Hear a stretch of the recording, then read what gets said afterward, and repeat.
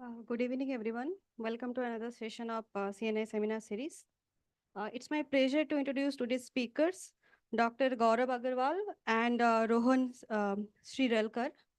Uh, they will be speaking on between promise and reality, navigating the landscape of Indic language LLMs amidst hyperbole and hope. Um, Dr.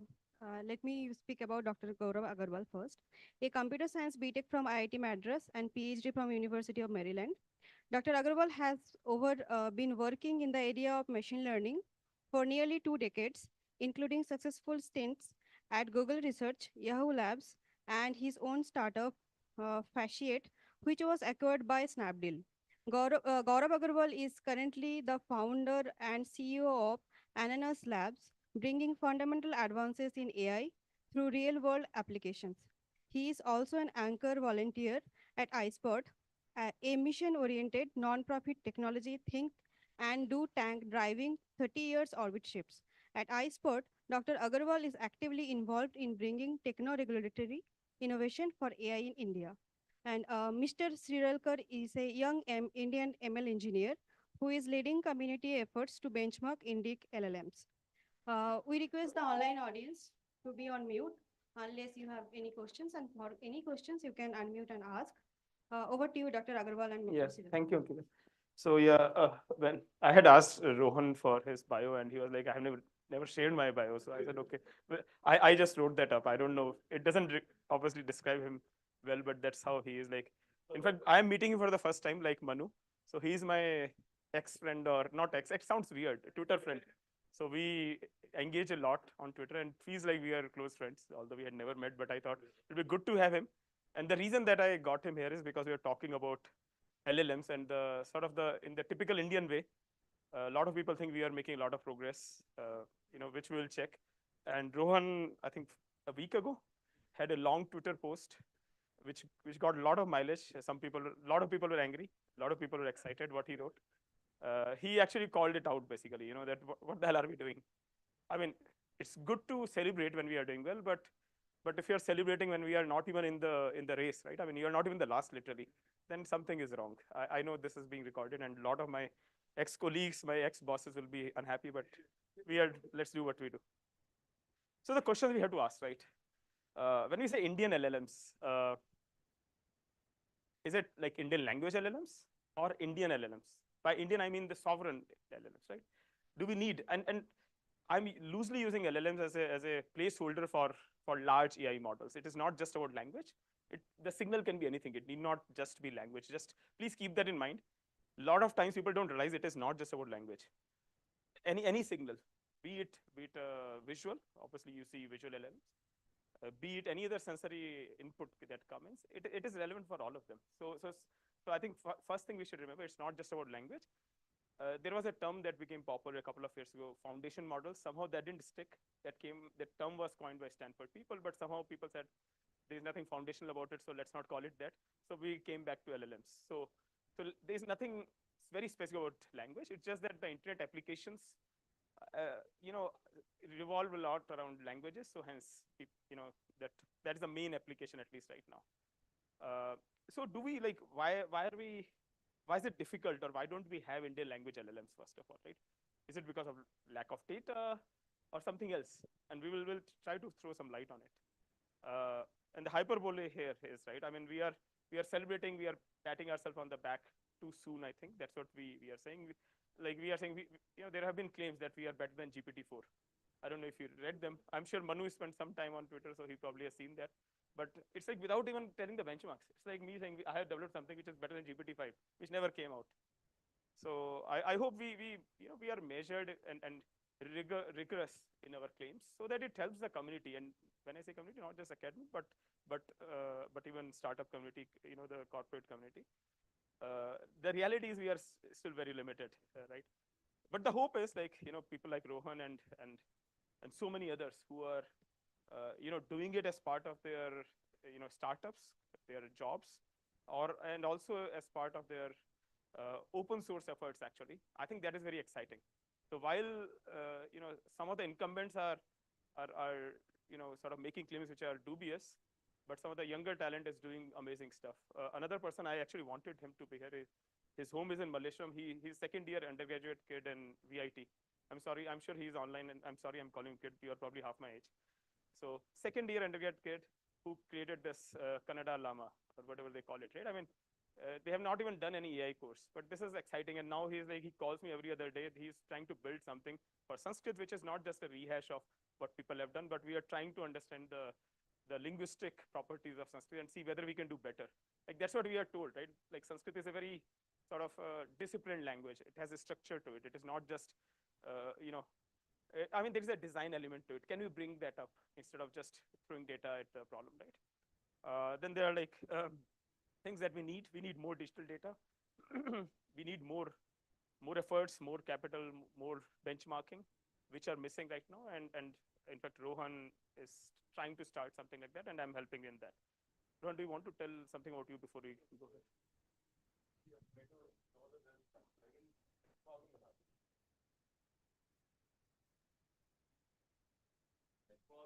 They didn't launch any details about the models, and they were just launching claims. And the only reason they were able to do that is because no one is benchmarking anymore in the US and in China. So academia has been benchmarking models regularly. Any company comes out with models, Google launched Gemini, OpenAI launched GPT-4. They have benchmarks that state that okay, this is how good the model is in this particular task. And other than that, even to develop models, we need benchmarks. We need to know how good these models are to be able to go better after that. If we just create a model for the sake of creating a model and telling people, oh yeah, we created a model, and then announce it to the entire country that this is India AI. Honestly, I felt very embarrassed when I used to this. I was like, this is not India AI, and the fact that there has been so much marketing around it, and internationally it's some mockery for us. Because this is the best we can do is what is being asked. So I think transparency is very required in the field.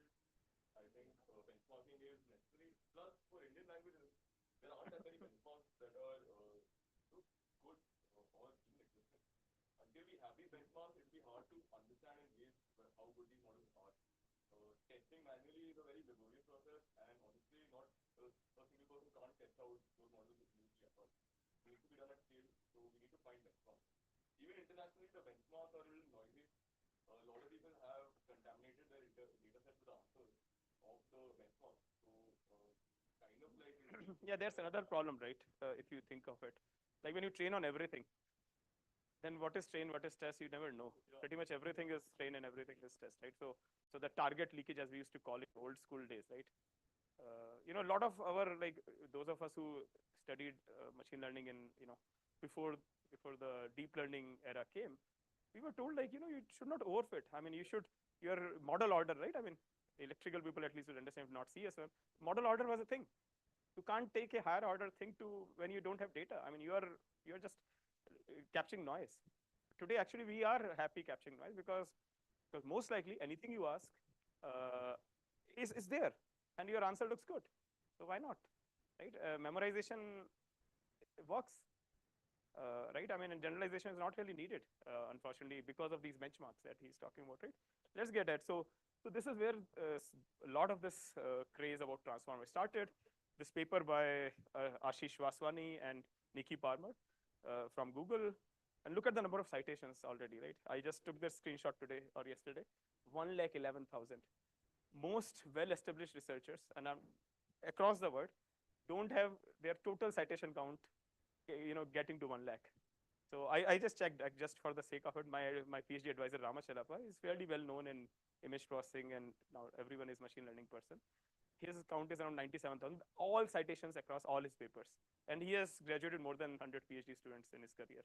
So the scale of craze about this is real, right? And many people would not have cited them because they are old now, 2017 Neuris paper. What he think about this was created only for translation. Yes. And even Google has realized... No, Ashish himself was, I met him last in 2019 in one of the internal Google conference. Yeah, I mean, he was a smart guy, but, there was no hello around his head, right? I mean, he was approachable. It's not like people are surrounding him. But now I think if he comes to ISU, some people will be taking selfies with him.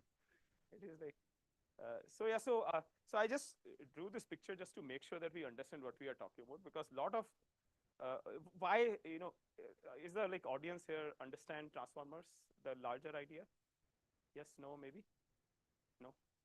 See, professor types are always like, I don't know much. I think students are always sure that we know everything. Okay, I'll tell you something at a very high level. See, what is language modeling, right? It's a sequence of words. What you want is like every word, you want to sort of take it to a space, a vectorial space, such that it captures the meaning that, along with the context it sits with. For example, like the usual example, right? You say Python.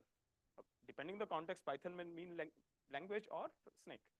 Similar, I mean, they are cheesy examples, but you get the idea. When I use a pronoun, I say, my grandmother likes this, she also likes this. She is connected to grandmother, right? She is not isolated from the whole context. So what transformer did was, it allowed us to create these embeddings of each word, in a very sophisticated manner, which can capture a large body of text around it. So it's, and see, RNNs and LS streams, you might have heard of them. They were also designed to do that, but they were unable to do it very effectively. They had recurrence. So recurrence was leading to something we called as, vanishing gradient problem, which is nothing but if you are sending, your error back in the network over a long distance, that error will vanish. It's like you have some loss, you blame the previous layer about it, you blame the previous layer about it, you keep blaming, the blame becomes less. You are distributed too much. So that is essentially vanishing gradients in a very layman's terms. So recurring networks were difficult. So what we did something which was not, which was not recurrent in that fashion. So transformer idea came in. The way we could do it is something called a self-attention. I have a slide of self-attention. It's like, when I capture, it is exactly what I said. When I capture it, this it in this sentence, the animal didn't cross the street because it was too tired. It is street or it is animal. If you cannot capture it, you cannot make sense out of it. Whatever your goal is, it doesn't matter. We humans are very good at it. As long as we understand language, we are very good at it. Yeah, if you speak to me in Kannada, I will struggle because I'm not that good at it. There I will need some support. But if it is your mother tongue, I mean, Hindi speakers here, I mean, how we screw up our genders of inanimate things. I can't explain that, right? I mean, why scooter is male and car is a female, truck is a male. I mean, my son is like, he is growing up here, right? He's 12-year-old now. So when he studies, he asks me question. I don't know. I mean, I've just mucked it up. Maybe there is some logic to it, right? Maybe there is some data-driven logic, because even a new thing, we capture it, right? So, but we don't know that logic, and that's the whole point of it. See, you can't create rules like this. It belongs to animal or street because of distance or whatever. There is something going on here, just somewhat semantic in nature, right? It is not just syntactic in nature. And that's what, when you sort of try to learn these attention, like it belongs to this or a street or animal, that's where these higher order semantics come into picture. That's why this has done so well. It's just this simple idea, essentially. How do you use the context around in a computational manner to capture the essence of every word in a sophisticated manner so that the meaning is captured? And that's why we are able to sort of do things which the model was never trained on. You can do translation, you can do essay writing, you can do summarization, you can do whatever. That is the beauty of it, that you don't have to. This fundamental concept of understanding or capturing the essence is very powerful. By the way, another thing that will come to, I think, yeah. So without making it a lecture on deep learning or transformer, what matters here, right? Size of training corpus, like any other machine learning algorithm. The larger your corpus is typically, or diverse, the better it is. Quality of training corpus.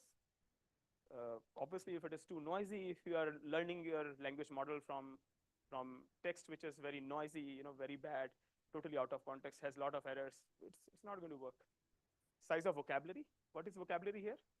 Vocabulary is essentially, the number of words that you have in the language, but that can be huge, right? That can be in millions, right? For English, for example, or most languages. So when I say vocabulary, it is something called as token vocabulary.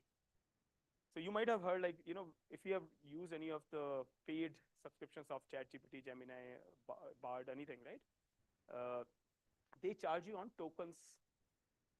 The currency is token. Currency is not word. Currency is not volume. It's token. Tokens is essentially a segmentation of text that is given, that you enter or whatever the output comes.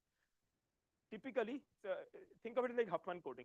Again, I'm glad we are with electrical people. So CS people look at me, what is Huffman coding, right? I mean, you guys are experts of coding. Like thanks to my PhD advisor, I had to learn some of these electrical things because he was an electrical person.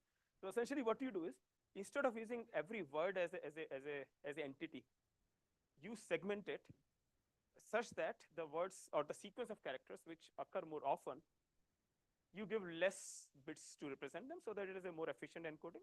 And things which appear very infrequently, the sequence of characters which appear very infrequently, you give them more bits, right? You don't want to be like, it is not like a UTF-16 kind of encoding. This makes sense from our compression and coding background. That's what token is. And this tokenization actually is done at a byte level. That's another thing I want to highlight here. And the reason I highlighted is also one of the reasons why Indian language struggle, and most people have not talked about it. Do you know like how many bytes are needed to represent Roman characters, A, B, C, D, E? In UTF-8 is the most common encoding that people use, while there is UTF-16, but UTF-8 is the most commonly used encoding. Right? So how many bytes are needed when you represent A? 1 byte, right? I mean, all English characters, all Roman numerals, it is 1. Do you know how many are needed for any, say, Hindi? E. I'm not without matra also. Any guesses? Yeah, up to 4. So 3 to 4. And for other Indian languages, probably not even up to 4. It's probably 4. So there is like a unfairness, you want to call it, or just the lack of imagination when these encodings were done. See, they were supposed to be just standards. It doesn't matter. It takes 4 bytes, 1 byte. Doesn't matter if I say this, you should mean this. So I think it was designed to be just a standard, but no one knew that we will start doing machine learning on top of it. And now suddenly what happens when you do this tokenization, which is finding segments of sequence of characters in whatever language, which appear again and again, you give them less number of bytes versus, and the other one you give, like you over segment or under segment, suddenly the Indian languages struggle. 2 reasons. One, our data is scarce. We don't have as much digital data. I think in 2005, there was a, I don't know if it is how true it is, that all Indic language digital data on web, you could put it in 2 DVDs in 2005. That's where we were. Now, obviously, things would have changed thanks to our overactive people on social media. I'm sure it has changed. So, but you get the idea, right? So first of all, our data is less. Second is because of this encoding issue, which most people don't even understand actually. And everything is done at byte level. So suddenly, if I write my name is Gaurav, and there actually OpenAI has a interface to do the you have that? Okay, I don't know. Switching may be hard. So if you write my name is Gaurav, so these are 4 words. It shows it takes around 5 tokens.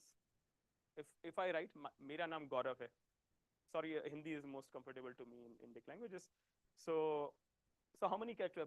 Ma, ra, na, ma, Gaurava. So there are like 7, 8 characters along with maybe equal number of matras.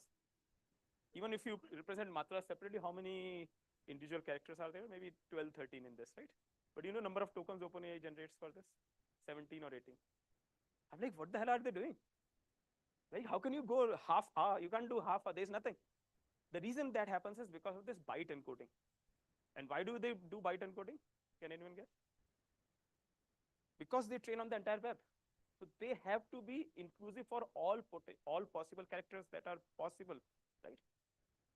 They cannot do any other thing because otherwise you will miss some of the characters. So for inclusivity of all characters, they do byte level encoding, but in Indic languages, you need multiple bytes. So, and our data is sparse, so you end up splitting even characters in Hindi or Indian languages. So this is one of the problems, in fact, I am actively working on. And okay, we'll show it later. So tokenize, sorry, any questions? And please ask questions if something doesn't make sense. Model size is another thing. You would have heard like 2 billion parameters, 7 billion parameters, 71, 75 billion parameter models. The larger the model, they tend to do better. And it goes back to what I said. Larger model means you are overfitting more because your data doesn't change. Overfitting is a virtue these days, not a bad thing. I mean, our professors would have given us 0 if we were saying this, right? But today that is the name of the game. Hopefully we will get over it. Because the problem is we are not generalizing. We are not really learning. We are basically compressing data into these model weights, which is fine because if it gets the job done, there's nothing wrong as such, right? But purist in ML will say there is no generalization or very little generalization. Context length, I just talked about context, like when how much of the text around it sees to sort of come up with its own representation, right? So recently Google released Gemini 1.5. It has 1 million context length. That means it can see 1 million words around it to decide what to do. The reason, I mean, it seems to perform better than models with shorter length, but the reason why they are doing it is because they have the data and compute to do it. If you ask me, the researcher, I'm like, I think something is wrong. You are just throwing data and compute because you have it, and easier way to get ahead of other competition. I hope better, more sensible things come out, because the logic is like, if I'm writing a book, let's say, I mean, I will not go 1 million words back and see what did I write there. That doesn't matter. Maybe in a semantic form, yes, obviously I know the topic of the book, but I'm going to write. But I'm not going to refer to a single word somewhere or a pronoun or noun somewhere that was written 1 million words earlier. It just doesn't make sense. It seems to work, but that's besides the point, right? I mean, obviously all this requires, and all these are related, by the way, the size of corpus, the quality of corpus, size of token vocabulary, the approach you use, whether byte level or character level, model size, context length, all these are related. So the decisions you make, they are dependent on each other. They are not in isolation. Yeah, over to you.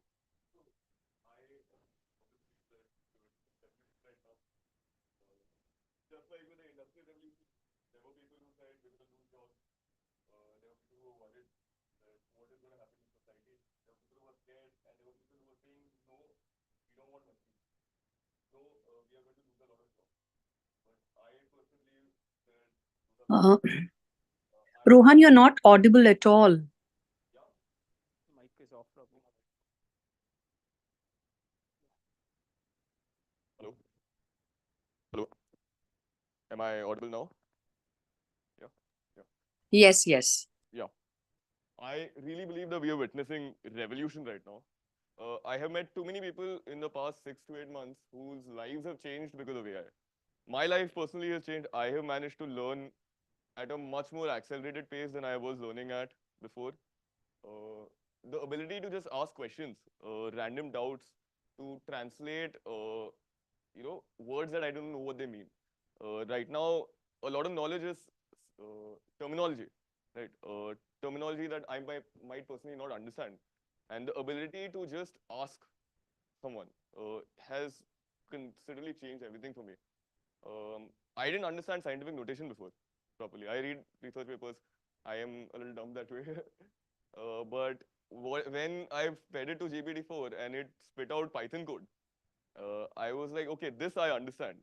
And it kind of changed my perspective on knowledge. I used to believe like before books were static. Today they're dynamic. You can ask questions, you can ask follow-ups. And that itself is revolutionary. Other than that, I've met too many people. I gave out free GPT-4 to people. And last year, I was working with e-rickshaw drivers. And what I noticed was one of the guys just came up to me and he was like, I was able to get a job because of this. Because he was able to make a resume.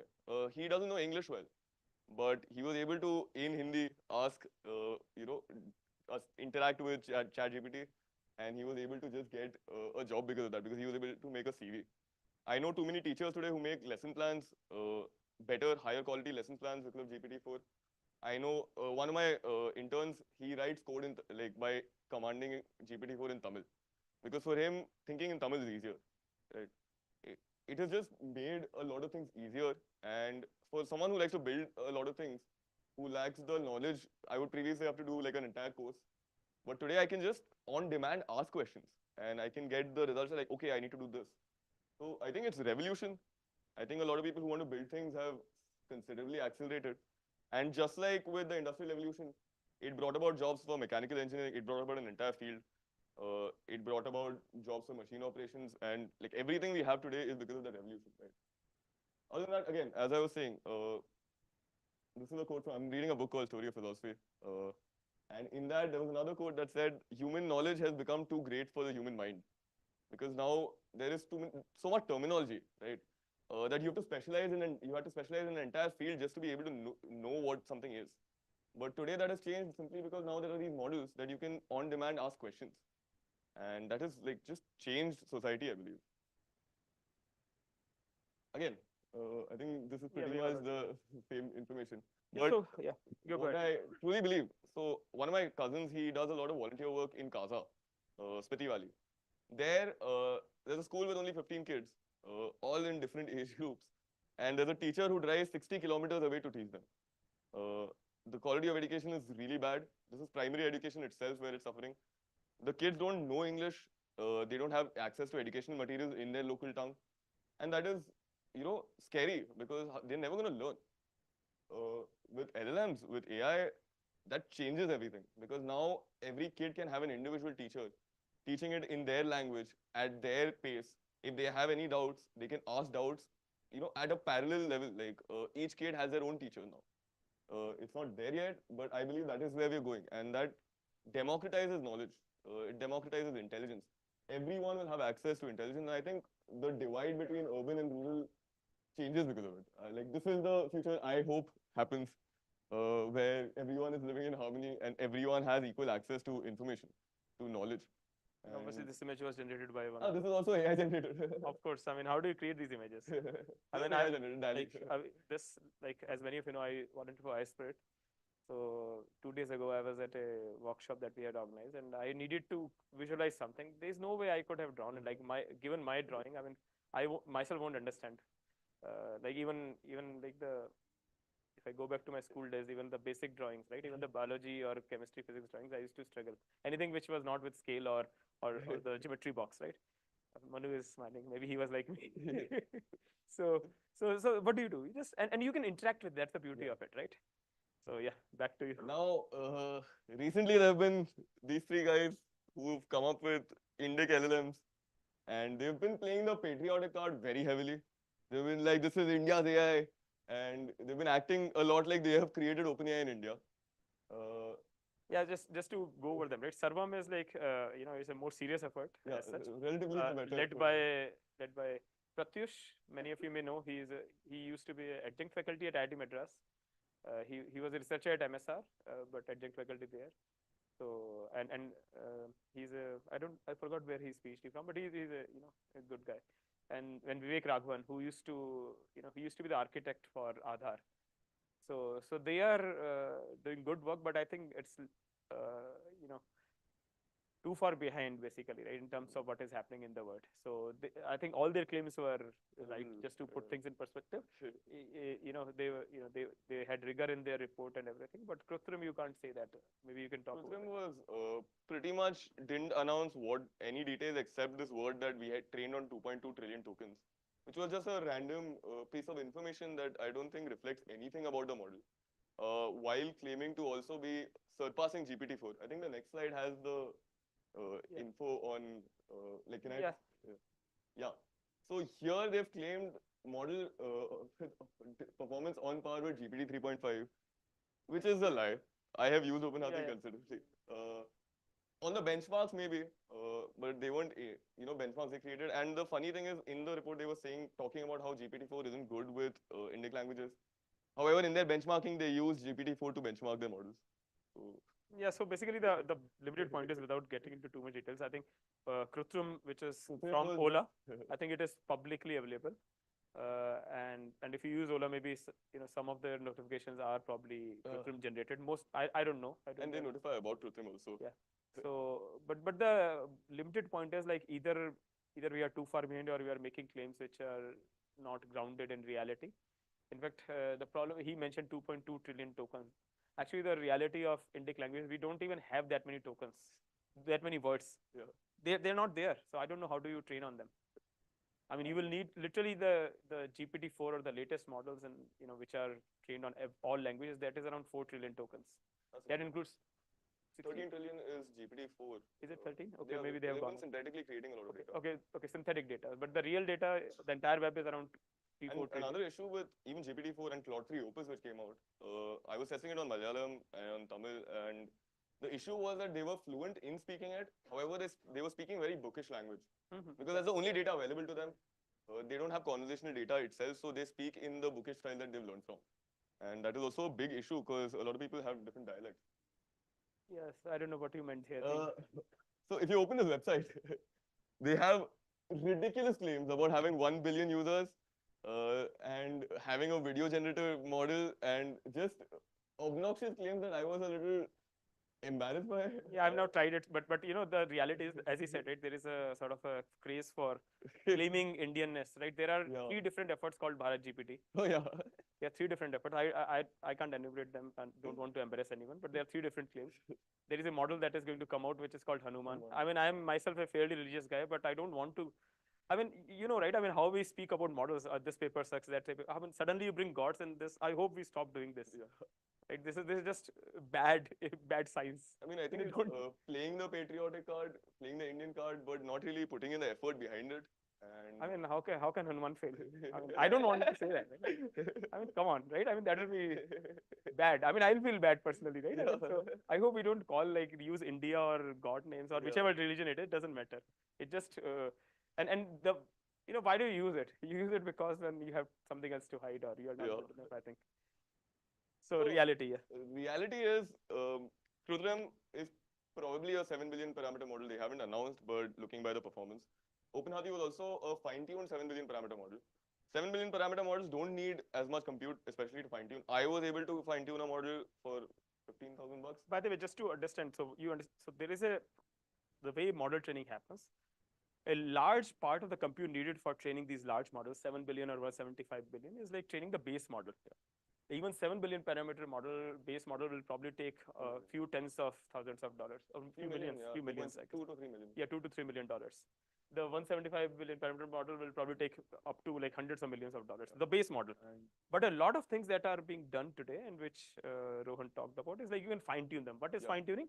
It is like you have a model largely trained, you train it on very specific smaller size data to make it sort of adapt to your needs. A good way to explain it is a base model understands language, it understands context, and fine-tuned models, like even assistant models that like GPT-4 are fine-tuned models that are trained to answer as assistants.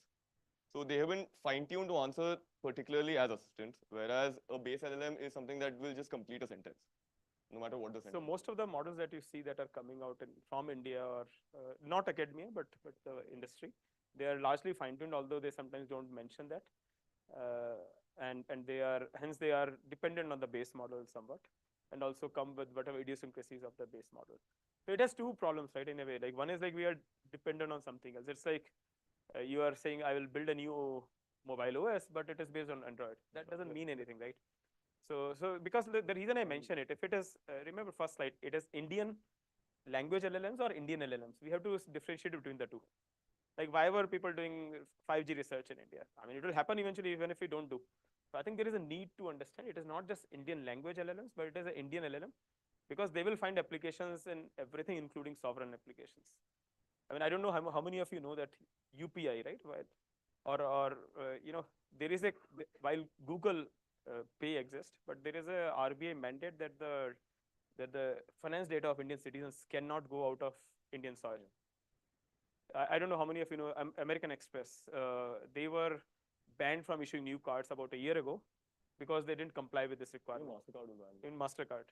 So this is like, so basically sovereignty is important for us. Our citizen data is important for us, especially for things like finance, especially for regulated things.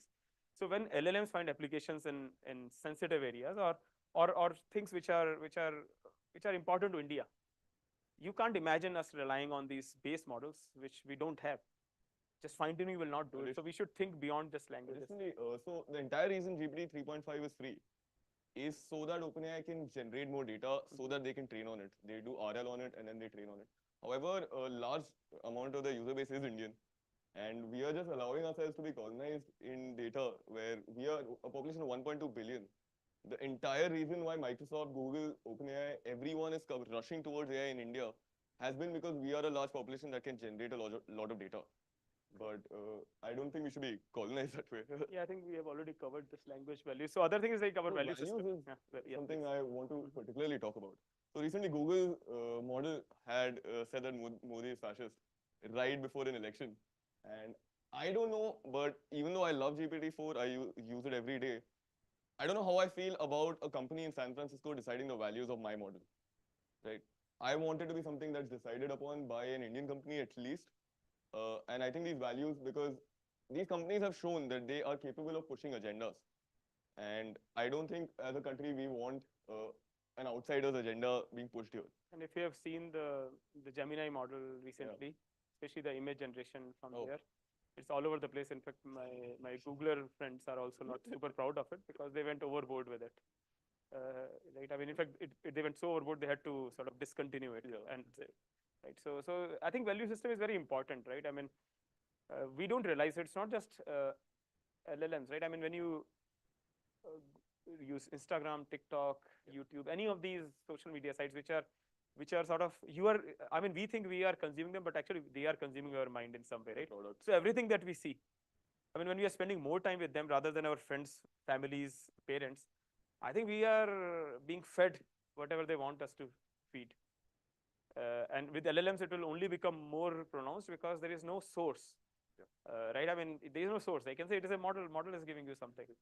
So when there is no source, even like no one is liable to it. Actually, you don't even know where it is coming from. So it is a very important. I mean, I hope we realize it soon enough. I don't know. Again, how many of you know in China, the number of hours kids of certain age, whether they can access internet or not, they are limited. At least there is a proposal. I don't know if it is implemented or not. Number of hours and which hours actually. And the reason is exactly that, because there is a fear that whatever is being fed uncontrollably, it can really, wiping off is a strong word, but almost wipe off generations, because you know, you are what you are fed, basically, not just food but the ideas and everything else, right? And with LLMs, we won't even know when it is being infiltrated in our space, because everything, books we know, right? We talk about books. You know, one thing that we all know, like, we have not been taught complete history of our land in some way, right? Whichever government is there, they probably bias it, and then that's what we know. And we see a Bollywood movie, suddenly we are like, I didn't know this. Like, this Veer Savarkar is coming, I didn't know a lot of details about him. I mean, politically they keep fighting, but how many of us knew about him? So that's the thing. Whatever we are fed is who we become as a country. So it is very important. Last point also. The last thing is that China has currently been sanctioned by the US by the AI Act. They are not allowed to import the NVIDIA A100, the NVIDIA H100, and it has only been done to limit their ability to develop AI. If hypothetically we were to have diplomatic ties suffer with the US, they could very well cut off access to GPT-4 or any GPT that exists at that time. And considering, like, personally, I use GPT-4 on a day-to-day basis. Once you start using these models, going back is a little difficult because of the amount of time it saves, especially for programming. We could easily be cut off by from this technology. We could easily be cut off right now from this technological revolution simply because another country decided, okay, yeah, we don't want to give you this. It actually happened when Russia-Ukraine war broke out, right? A lot of, like, McDonald's closed down in Russia. I mean, it was a good thing, I guess, for Russians, but fact is it did. I mean, I don't know why it was bothering Russia. So, but that is real. So one of the reasons why Rohan is, like, more aggressively angry about it, I'm little, like, I'm older version of him, so I'm more passively angry about it. It's like, you know, some of these claims, some of these limelight that people are hogging, right? It affects academia, it affects researchers, it affects startups, because you know, they are like, yeah, Sarvam to kar raha hai, right? Sarvam is doing it, Krutrim is doing it, so why do you want to do more? We have, you know, we are, our ecosystem in terms of capital, talent, everything is limited. We are trying to get ahead, but it takes time. So when the sort of wrongdoers or people who are not serious about this and just doing this for the sake of selling the next model or selling the next product. Doing it, I think it hurts the whole ecosystem, and that's why it was important to bring it up. One more thing is that as someone who uses these models, I am not able to use a lot of these models because they're not reliable. So while the marketing and the publicity around them is good, the applications are not there. What are we supposed to do with these models when we can't really use them in any of the applications? It is Exactly. So basically, so that's why like Rohan, I and few others are trying to start a benchmarking exercise, open benchmarking exercise, so that things become more clear. There are leaderboards for global LLMs. They are limited. Those benchmarks are probably not perfect. Benchmarks are never perfect, but it brings the objectivity to the discussion. Yeah. So we want to do that. I mean, start slow, start small, and especially the students here, please volunteer, because it's all going to open. It probably even somewhat relates to your PhDs and masters, because that's the only way we can get ahead of where we are in science. Because finally, you know, I think we don't have enough researchers in our startup ecosystem. So then we can only get ahead of this problem by all of us working together. And benchmarking is something that is not their cup of tea. It's a waste of time and resources for them. So I think we have to take it up. other than that, investment also, I've had a lot of conversations about training a GPT-4 level model. Now, training GPT-4 was a $2-3 billion exercise. It's a lot of capital. And every time I talk to someone and I try to make this point that we need this, the only answer I hear is that, yeah, but no one in India is going to spend $2-3 billion. But if we keep saying no one is going to spend this money, no one is going to spend this money, it's never going to happen and we're going to be left behind. As we said, like there are so many problems why we need to be doing this. And if that investment isn't made, so I have a slightly different take there. While I mean, it's not going to happen in India. First of all, that's the reality, right? I mean, so let's just live with the reality. I mean, many of us come from middle class families, so we know living in constraints, right? Like when I was giving my JE, I used to get electricity only for 10 hours in a day. So I don't know how many of you, again, maybe the elder ones, those Petromax things, right? Which had that filament, which if you shake too much, it will just break apart, and then you put a new one. Remember, it's called Petromax, right? I guess, or whatever. I mean, that's how you study. I mean, what do you complain? Everyone is doing this.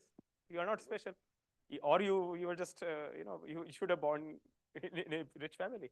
So I think what I'll say is like as a researcher, I feel these constraints are good constraints. We just have to not lower down our ambition. I think we should aspire to be as good or better than, not as good, better than the best models. Maybe with $10 million, not $2 billion. I think it is possible. I think because I've been at Google, right? So I'll tell you the reason why that they have an incentive to throw money and data at that, because that's how people get promoted. I mean, thinking under a apple tree and thinking what architectural change I bring is hard. I mean, most of the ideas don't work in research, right? But like randomly, if you have many runs running with more data and compute, chances are very high. And anyway, you are not doing anything.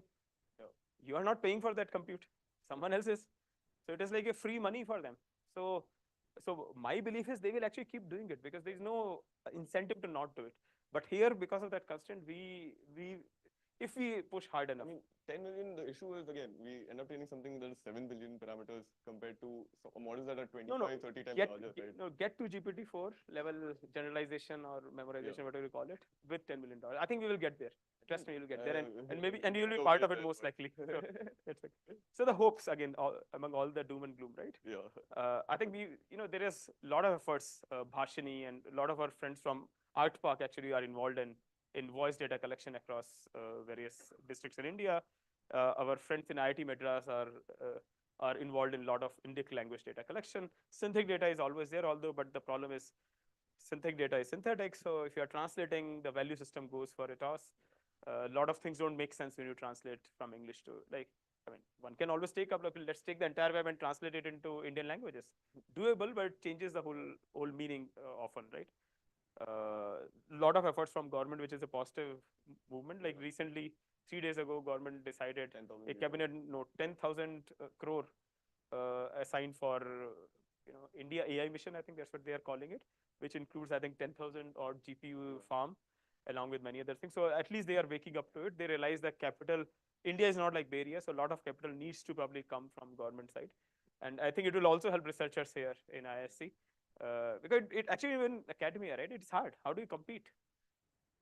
right? Because your cute ideas only take you so far. But, I mean, they don't make up, as he was saying it, they don't make up for the crazy amount of compute. Uh, the entry barrier is very low, which is very good. India has a lot of people, lot of knowledge people, right? People who can program, who are eager to, who aspire to go to the next phase in their life. Honestly, when I fine-tuned a model, I literally learned while fine-tuning it, and it took me a few Jupyter notebooks I found online, one or two YouTube videos, and I was able to do it. Exactly. So entry It's a barrier is very low. low barrier to entry. Actually, all the information is available freely online to start at least getting into it. Yeah. There is a lot more context that is required, but at least the barrier to entry is not that high. Thankfully, the AI community internationally has also made resources available for everyone. Everyone wants more people to join in. And there have been a lot of people who started putting out open source models in India, at least fine-tuning them with what limited compute they have access to. Yeah, So, that is really a shining star for us. Yeah. Basically, a lot of people are interested, and entry barrier is low. So it's just that with a little bit of more guidance, little bit Yeah. of more excitement, I think they will not just try things, but actually build things which are non-trivial, right? Hopefully, that will happen in the coming months and years, right? And there's Yeah. also a large number of people using LLMs from every From field I know, yeah. from lawyers, people working in social Marketing media, people. marketing people. Copywriting has changed entirely. The Yeah. demands also have changed. Now the targets have gone from 2 million to words to 10 million words for each The copywriter. only problem is now you sometimes get emails which says, "Hi, enter recipient." I mean, if you have not gotten, you will not get Yeah. enough emails. Like you see, like at least, so it probably ends up making people more lethargic, more dumb, whatever you Yeah. call them. They don't even change. They think that is the right. That's laziness. Yeah, yeah. So we have already talked about we need a lot of benchmarks that we are working on. Money we have to figure out. GPUs we have to figure out. Data is happening. I think there is a Yeah. lot of smart ways, cute ways of doing it. And our goal is to train this India level open source model collectively as a distributed effort. Still early days, but I hope, if Parimal were to invite me a year later, maybe we can celebrate that we have, and we are not just making some random claims, but something substantial has happened maybe a year from now. It will take time. It's not going to be. One large issue is also there isn't a lot of people who worked on pre-training these models in India. Kutrim itself actually did it in San Francisco. I have no idea. Yeah, and pre-training is a thing that we need to It's at least do once, and there need to be more people. Like as someone who struggled with hiring AI guys, there's too many people who put up AI engineer in their bio in LinkedIn. But there aren't actually that many people who are working with AI that actually know a lot. And it's a little hazy, I think, as people get more exposure. See, that will improve. Like, Yeah. all colleges have more AI programs, or every department has some AIification of programs. So I think, I don't know, like, I think it will improve. So Yeah. I'm less worried about that. I think No, but I think more exposure, at least, as in, like, as people start building, people start getting exposure, and then there will really be that many AI engineers, is my hope. Right. But, Yeah, so I'll probably skip this and go to this. So basically, the reason we are doing this not just for languages, we should just remember that. Yeah. Do you know how many recognized rare diseases or orphan diseases do we have in India? Anyone? Any guesses? 4,000 plus. And these are recognized. There are many unrecognized because they are rare. Actually, there are probably 10x more which you don't even recognize. Do you know how many Indians actually suffer from rare disease? Not all of them are terminal. Just get that right. I mean, it's just that you have some problem and you have no idea basically what to do with them. Not all of them are fatal. Can you guess? Like our population is 1.45 billion. What is your guess? Because when you hear orphan or rare, it sounds like it's maybe 1 in a million guy. Right? How big deal? Sorry, 5 to 10 crores. That is 10 million. Right? Yeah. And you said? Anyone else? It's even higher than that. Around, and these are recognized 96 million plus. So the rare is not that rare. I mean, it's time we it's that's what sometimes I find that sort of shocking. People think AI is only about these Instagram and auto answering or generating your CVs. I mean, that's great. That helps us. But where we need to think about is like, why can't we take care of our own population? And while we have the age dividend on our side, I think we will all be growing old soon. and we will not have younger people, as many younger people, right? So we will have more, and given the kind of food and air we breathe, food we eat and air we breathe, I think, and probably the stress levels we go through for our own mistakes, spending a lot of time on digital devices, I think there will be more rare diseases which people will have no idea about. Again, probably no one here works on cancer and other things, but if you talk to our friends in biosciences department, most of the SOPs for cancer treatments in India, do you know where they are from? They are not for Indian genotype at all, and which is very different from the Caucasian one. We just try our luck actually. When if someone in your family has a cancer, I think just pray, because whatever you are doing to them, it's not even designed for them. That's why the success rate is probably lower here, not because of any other reason, just because you are giving something which was never designed for them. Right? So there are a lot of things that I hope more such work, and not just about beating the language benchmarks, but we actually, people in these fields take it up and start working on this. The second is like my sort of my imagination. As I said, I generated this with DALL-E, I think. I really think we should become a sort of a 3D printer hub for gadgets.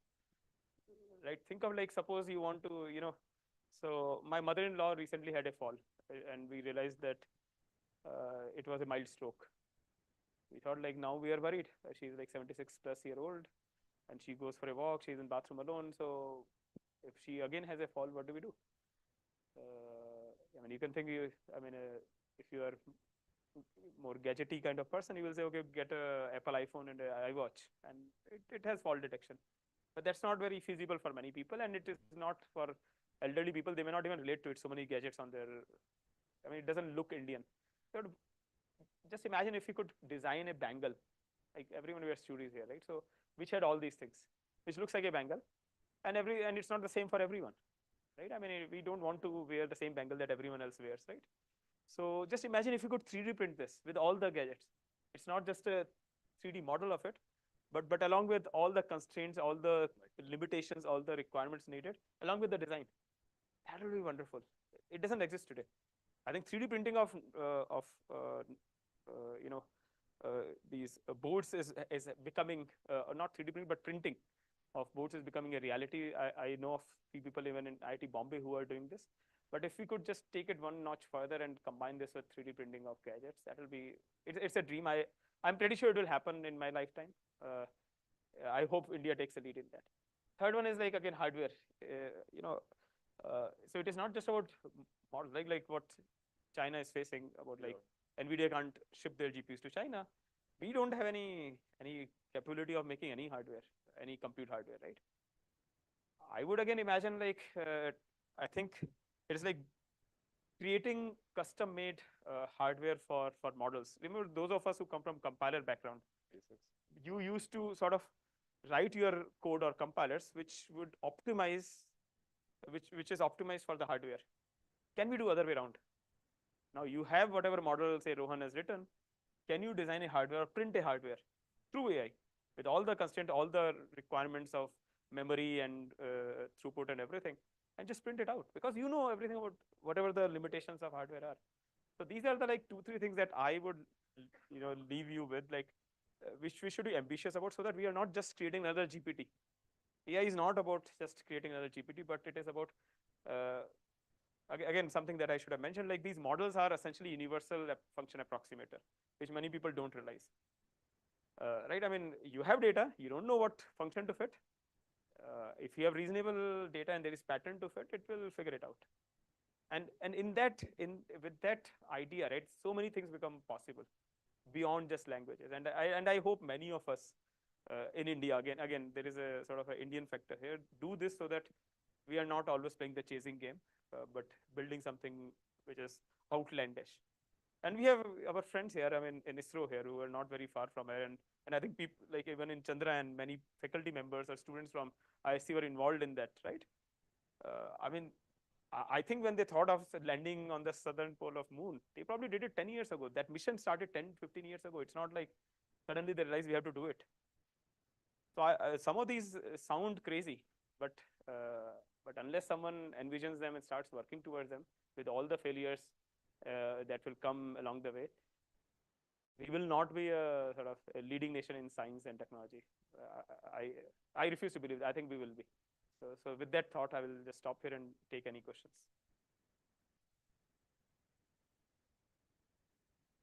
No questions? Yes, Manu. Few things. Thank you. Very interesting perspective. So you talked about, both of you talked about how much money it takes to sort of train a model from scratch, right? And then I have seen all kinds of numbers being thrown around, from a few million to a few tens of millions to a few billion, right? But I sort of want to understand the breakdown of it, right? Let's say I mean, it's easy for Google to say, "हाँ ठीक है, 2 billion खर्च हो गया," just because they ran a batch job across 10,000 computers ineffectively, and ठीक है, उतना compute time लगा तो $2 billion खर्च हो गया. My real question is, if I wanted to actually go ahead and train something from scratch, and assuming I am not Google, has anybody done sort of like a back of the envelope calculation कि minimum इतना चाहिए, मतलब इतने में कर सकते हैं, right? Yeah, so there is a breakdown. In fact, I'll share a cheat sheet with you, like it's Excel sheet where you put in the number of parameters, amount of training data, and all that, and you get a flops. And flops to hardware requirement and to the compute needed and the money needed there is a clear. I mean, roughly. Right. You have the clear breakup. Okay. So the data plus model size. To number of flops, there is almost a clear relation. There's also more costs. There's the data itself. So OpenAI use Scale AI. We don't know how much they paid them. Absolutely. That's a very hidden cost. Payroll for employees. Of course. Hidden costs there. Right. Also, some of these costs also involve like multiple runs. Yeah. So it's not just one. And typically, when you are training a large model, you don't just train the whole run. You do it in phases, right? Multiple phases. So initially, you want to make sure with very small amount whether you are on the right track or not. Got it. So and because others have done it, so if you are sort of going on along the same path, you will make less mistakes. So I think it will be much lower. Okay. Again, if you don't care, you don't care. Right. But if you care, you will make sure it is much lower. Right, but the middle class smart mentality exactly will save money. Yeah. You care, right? I mean, we care. Obviously. Exactly. So which brings me to the other question, right? When you say flops, right? And then there is this whole hype about कि GPUs पे train कर सकते हैं, right? Is that actually true? Is this possible only today that you can train models from scratch only on GPUs? Is coming up with these accelerators. I forgot the names of them, but they are behind in this. See, there is no the benefit GPUs they were meant for graphics because they could do matrix multiplication, matrix operations faster. Absolutely. That's what it is. So deep learning is all about matrix operations. Right. So there is nothing else that prevents any. If you can create accelerators on CPUs, which can give you the same kind of efficiency, why not? So, in fact, I would say the main thing is a GPU will have like 1,000 CUDA cores. CPU has 4 very powerful cores. The thing is, you want things running parallelly, not sequentially. Absolutely. So that's why you use GPUs. Right. Yeah. And my sort of limited point is, GPUs are hard to come by these days, but CPUs are everywhere. All kinds of CPUs you can find, right? I mean, and there is multiple vendors, ARM hai, Intel hai, whatever. So again, this assumption about that you can only start training models from scratch on GPUs doesn't necessarily hold true, right? So again, true for maybe large models. If you are doing smaller models, you can do it fine. Got it. So that is. And other thing is like this is what is today. I really believe, given the capital involved in hardware, there are a lot of ongoing efforts which will break down this hegemony of NVIDIA in some way. There is a company in the US that's creating a chip particularly for transformers. ASICs. Then there's one more company called Extropic, that Dev Jesus guy, who are creating a different kind of chip, again, software optimized. Yeah, so there are multiple other efforts going on that try to break the NVIDIA monopoly right now. So there are efforts, but they will start coming. Because that design itself, the cycle will get cut down because they are not doing it manually. They are using AI models to design hardware for AI. Absolutely. They have which a I mentioned monopoly more than with TSMC. See, finally, it will boil down to your fab, whether you have the semiconductor or not. So that's why, like, if you hear about recent announcements from Indian government, also there is a big push. We have finally woken up, thankfully. Right. I mean, we should have done it maybe 10 years ago, but yeah. There are those types, but I think there is a huge push that we want to be in the top 5 countries in the world in fab, and that dependence will still be there. I mean, we won't even have phones. Forget about LLMs. I mean, Right. if someone decides, okay, India does, will not export things to India. So that is hardware is it will take another 10 years before we get there. But thankfully, we have started on that journey.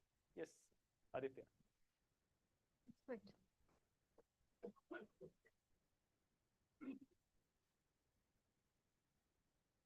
Thanks for a great talk. I kind of am more curious about the data angle. I mean, especially if you're envisioning pre-training and so on. I suppose even if you had all the GPUs in the world in place, all electricity, everything, uh, you can't pre-train just on Indic data, right? So I presume in your vision you have pre-training on web scale, which is basically English data or Western data. Is that correct? The second point is related to this. I suppose a lot of data curation and some kind of quality filtering or So have you read, just like you enrich uranium, you need to Yeah, yeah. enrich the Data. have you data read this pipe paper 5, the 5 model by Microsoft? some Series- time ago, series right? of 5 models. Yeah, they So have couple 5 of, basically what they The did was, coding ones. yeah, instead of the tiny models, they're small but models. instead of training directly on web data, what they've done is they'd use LLMs to format that web data into textbooks, basically content and then question answers. Yes. And that had shown to increase model performance by a lot. Like the 5 models, despite being tinier, are a lot more performant. And there are a lot of lot more research that's been done recently to ensure that we can put in higher quality data than before. So like GPT 3.5 is not the best model primarily because it was trained on a lot older data, and it's been trained directly on raw data. These days, I don't think anyone is doing that. Mistral, when they came out with their new model, they have trained only on synthetic data, like synthetically augmented, I would say, rather than only Not also, synthetic data. But your point is valid. I think yeah, there it's a will be valid a lot more research on how do we do this pre-processing. Because Yeah. that again can't be manual. It's not scalable. That will have its own set of hyperparameters, and you'll have to incorporate it Hopefully into. not that large a model, maybe a simpler model, which at least takes care of the obvious issues without having too much of. Because from what I've heard anecdotally, there are teams in Google, within Google, whose sole mandate is to Yeah. work on preparation Oh, of yeah, better I data, think for so example. too. I think so too. I think there There are are whole teams of more- well-qualified PhDs. most and likely more people worrying about what data goes in and the post-processing of the output. I think more people on both ends rather than the model development itself. So that is true. And I think that's also the, as some of these tiny models showed, right? And the quality of data matters. You can beat like a 1 billion parameter model can compete well with a 7, 10, 15 billion parameter model just because of better data quality or more focus. That's another thing, Do you really need sort of these gas guzzlers for everything? I mean, if you have to drive only around ISC campus, do you need a Thar? You can use your, what is that? What is it? Whatever. The Comet, right? The new Comet. It looks like a matchbox. The electric car. The MG Comet. MG Comet. Why do you need that, right? So I think there is a, for the larger companies, it is almost like they are in a different race. So if you want to create utility, right? I mean, then I think we can also think of creating custom models with the recipe so that why should a model which is meant for primary education needs, why should it not need something very specific of quantum physics for primary education? So do you really care about that? So I think that's another question we have to ask. And even architecture wise, because transformers are quadratic. There was a model that came out, Mamba, which attempted at creating a subquadratic architecture. And I think even research towards that is necessary because there have been talks of putting a nuclear power plant next to a GPU farm for the future to train models. Because scaling laws, right? So you keep scaling upwards, you need more energy. And it is getting a little ridiculous that you put a nuclear power plant next to a GPU farm just to train a model. That seems a little absurd to me. See, thankfully it won't work out because the economics Yeah. of business won't allow that, thankfully. Otherwise, these will be the LLMs will be the gas guzzlers all around us. Yeah. People will say like, why don't you shut down your model? Otherwise, the sea level will rise by so many millimeters. That will be crazy, right? So I hope the economics will take care of it. I mean, it's good fun while very few people, very few use cases are using it. But if everyone starts using it with the inefficiency we have today, actually the sea levels will rise faster than ever. So that point is very valid. And then that's where Aditya, I think we, middle class in the compute and capital sense, I think what we can think is, what are the new architectures? I mean, if you ask me, I mean, Ashish may hate me for saying this, but when I read that attention is all you need paper, it took me a couple of reads to really get the hang of it. It's not just about what they do. What they do is fine. right? Even like 15-year kids are doing it today. So, but why are they doing it? Actually, if you ask me even today, and I teach that class, I've taught it many times, I still am like, there has to be a better way of doing it. Right? I mean, so I really hope we discover those, we invent those. Finally, the goal is somehow that word or whatever token should be able to grab some useful information from a lot of tokens around it. That is the crux of that attention. Are there better ways of doing it? I would say so. See, LSTMs are supposed to be NP complete, right? In some sense. Yeah, we just couldn't make them work. I mean, theoretically, even a 3-layer network with very wide hidden layer, I think it can capture any function. We just don't know how to make it work. So I hope we sort of take there have to be efforts while we should not leave this, right? I mean, if something is working, we have to build our own models. And when you are in the game, that's when you learn to swim. You have to be in the water to swim, right? You can't say, no, I will not do this. This is bad. I think this is real.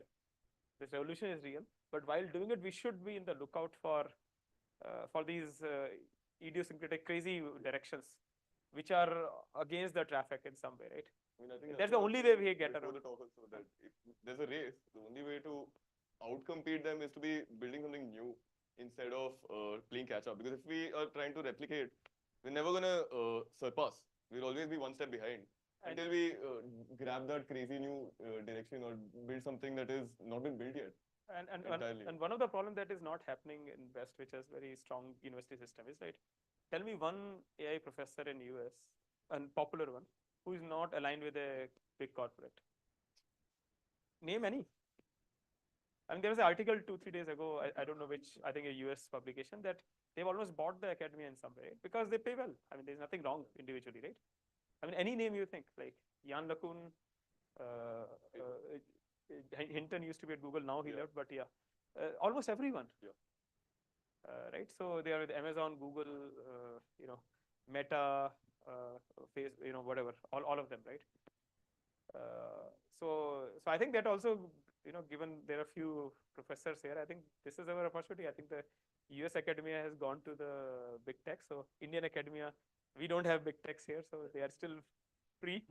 And I think the students here are amazing. So I think we have that opportunity to take that vacant space in some way, right? See, I'm a big optimist. Like when I started playing hockey with Pranimel, he is like far superior, and Srinivas, who used to play with us, will agree. But we will not give up, right? I mean, we will fight it out. So that's how we know. It doesn't matter we are behind. It doesn't matter skill-wise, money-wise, compute-wise we are behind. But that's the only way we know. So I'm always an optimist. Like what else to do, right? Anyway, thank you so much for hosting me. And Yeah, thank you for an informative talk. yeah, sorry. Huh. Yeah, I have time here. Actually, extending Manu's question about where the costs are actually. So I know that there in future you'll have better fabs and things like, but immediate to go back to your baseline of 10K USD fine tuning and maybe even foundation model building. So what is it that we can do immediately to improve the compute? Of course, we can't change the CPU architecture. We can't Overnight, build new, but yeah, but say in terms of configuring the workloads and the pipelines. So, one advantage India has as a country is that for reinforcement learning, OpenAI employs a lot and ScaleAI employ a lot of people. Because in the end, reinforcement learning, the data sets are created by people. And many of them in India. Differentiation, basically, even if it's not creation, the distinguishing between and rating. By the way, A lot more people. A lot of that rating work is actually done in India. Yeah. So we are the data, whatever, factory for many of these large models. So that way we have an advantage by eliminating the middlemen. See, I think one thing. So first of all, the data, right? I mean, So I'll just elaborate on that. Like, we are a very large country, most populous country. We have over 900 million smartphones, which people use to do things digitally. But I think one of the problems that we have, and that's where I see, like, we don't have that data. Because what apps do you use? Just remember the top 9-10 apps that you use. I mean, Aditya is laughing. Where is that data? I mean, it's not just you. I mean, all of us. So it is a chicken and egg problem. We need to have our own businesses to do things that creates data, and then we have to, we can't be China. We can't block others, right? I mean, so you have to do things. You have to build products which are competitive, so that we are in a way incentivized as users, not because of nationalism, but because they are better to use them, and then the data goes. I mean, which stays within India in some way, and then more data is available, and every time you interact, that is RL, right? I mean, you do something. How do these? If you have noticed, like your autocomplete in WhatsApp or all these, and they are very good. Why are they so good? Because they know you very well, and the model for you is different from model for me, because we Indians also are very sort of multilingual in nature. Almost always, most of us, mother tongue plus English is very common. So the model is fine tuned for my mixing of Hindi and English, not yours. And can you create that model yourself? No, because you don't have that data. So I think it is a very difficult thing. We have a lot of data, but that data is generated, but it is not within India. A lot of other data, although is with PSUs, which in fact, like as part of my aspirative, we are trying to unlock it in a privacy preserving manner. So there is some action on that, but I think I just hope we have more larger, good quality businesses that are able to capture that data instead of it going outside. Because I said, like, even when you use these models, all that data is again not staying in India, not helping. So data is a big deal. Despite our large population, we are data poor actually, and not just in Indic language, in all languages. Data colonized. Yeah. So it is a hard problem. But again, I said, like, we are down and out in some way, and that's why we hate that when people say we are, we have better models than GPT-4. It's not even close to being true. So I get this point about like pre-training and post-training, the middle part, GPU poor. How do you address the GPU poor part? Or we can't replicate the 10,000 GPU farms. It is so. See, let's There just are do no the significant maths, investment, right? The A100 GPU, and many of my friends in ISC would have bought them, right? I mean, so you can get around 10 A100 GPUs. The H100 are costlier and they are harder to get also. It will cost around 1 crore rupees, 100 of them.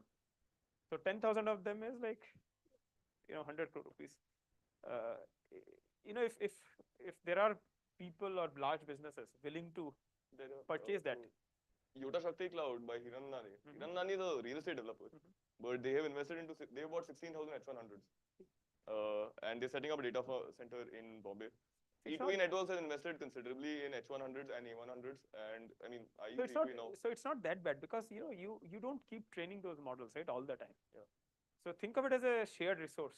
Yeah. There has been investment that side, at least, thankfully. And I'm pretty sure, given again some of the discussions I have been privy to, I think even government will create a large source for that. But government things take time, but I think they will get there, or support private players to do it, maybe through some subsidies or whatever, right? We will need that. There is no way we can get past it in any near term. Other than that, recently there was also one paper that trained Llama on one NVIDIA 4090. There have been a lot of advancements recently. There was a 1.5-bit LLM that Microsoft had recently trained. So there'll be these architectural changes that improve efficiency, allow us to use less GPUs. So see, we will never be compute rich. Yeah. At least in next 10 years.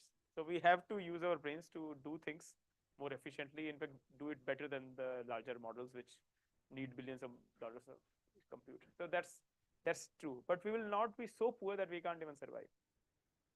It's like, again, Manu is sitting here, so it's almost embarrassing. I quote from Bollywood movies, but you might have heard of 12th Fail, right? That movie that became very popular recently, right? So that's how we are. I mean, we have to, we have a small chance, liver of hope. That's why I did Jugadu, Indian talent. We're going to need that Jugadu. No one can take away from us, right? So I think that will happen. So it is, there is no easy answer. But I think there are rays of hope along those axes too. Sorry, no answer as such. Yeah. So, sorry, I mean, I'm just dragging this on. No. But would you say that, rather than training these large gas guzzlers, as you call them, curating data sets very well and training a large number of small models is a better way to go, given that these might not have as Yes. high compute needs? I think we should do all of it. You know, we are a large country, right? So there should be people who are thinking just of new architectures, new efficient architectures, which are theoretically different, which take care of this quadratic dependency and everything. There should be people who develop these smaller, focused, domain-specific models with very good quality data, so that smaller models can do the job. Then there should be people who are just trying to, sort of play the same race, maybe a little more efficiently. I have the one problem I have with all smaller models, like, do you know what grokking is? Yeah, I know. Grokking is basically the ability to generalize across two different domains, or see something similar in two different domains and learn from that, or build upon that rather. So larger models, the one good thing is that they are, because so many domains, a lot more parameters, I think they are able to generalize better, at least. But the fun thing about grokking is no one understands why that happens. Yeah, no one understands. So it is by luck. My hypothesis on that, at least, is now I worked in social media, but split A/B testing, for example, is a very common phenomena that is used across domains. But so I used to meet a lot of influencers. I used to manage influencers and models. Weird, but yeah, they understood what split A/B testing was without ever having learned it directly. What they understood was, okay, I'll post these things on Instagram. I'll see what works, and throw everything at the wall and see what sticks. But they learned that concept from there, not from a scientific background or any kind of theoretical background. However, there's just things that you see, patterns that you see that end up being very similar across different domains. No, that is true. That is true. But again, there is no theoretical limitation we understand, right? The grokking is also the term that is used, like if you are training a network, and need not be LLM, it will sort of saturate. Its loss will saturate, and then suddenly it will start increasing, and then it will come down again, even lower than the previous one. These loss curves are crazy. And no one knows why that happens. That is also called grokking, right? I mean, it's not just multiple domains. Suddenly, and you will give up. You are like, I will take that snapshot, and because I don't know, it is going up. Also, if you fine tune up to 3 epochs, and then suddenly, if you fine tune with 16 epochs, it will work. It suddenly becomes no. But if it after maybe 20, it again starts going down. It's that very is crazy. strange. And there's been a lot of research. Anthropic has been doing a lot of research in interpretability, understanding why these models do what they do, but it's still a little bit of a mystery. Yeah, so I think there is a lot of these things. I would still believe, like again, my middle class mentality, that I think we can do well with. I mean, there is a obviously minimum sort of critical size of model in some way. I don't know what that is, but I don't think that is 175 billion. That's all. Right. Other thing is, like, if you relate it to human behavior, right? What is the wattage of human brain? How much power does it use? 20 watts roughly, right? How about these models? Right. I mean, we were talking about nuclear power plant next to these data centers, right? So somewhere they are not even close to human capacity, human brain capacity. We are throwing a lot of stuff at it, and it is working. But I'm pretty sure a lot of work will happen, just because very few people have access to this much capital and compute, which will bring down the, or bring new architectures, new notions, completely new fields. Even AlphaCode and Alpha Geometry by Google, they were using very tiny models, like few 100 million parameters, not even billion, to crack. Like, instead of going about it with a larger model approach, they were taking smaller model, hundreds of generations, and putting it in scaffolding with like research algorithms. And who knows what may happen is, like, you may have many of these smaller models, and they sort of interact and learn from each other later on. So it's like, it's not a one monolith. It's like a modularization of these capabilities. Right. And maybe you don't even define those capabilities. Like, you don't tell your right hand learn this, left hand run this. You catch a ball, and somehow all the dynamics of all your body parts figure it out, right? While they were trained individually in some way. So I think many of these exciting ideas. So I would say, like, people with their interest in the particular domain will innovate along all these axes. This is not done yet. It's not, the race has just started. But if we are not even entering the stadium to participate, then obviously you can't imagine to win. That's the only thing. Cool. Thank you so much. Okay, we'll close this session now. If you have any more questions, please continue this conversation over the coffee. We have arranged for refreshments at the coffee hut, and let's thank the speakers.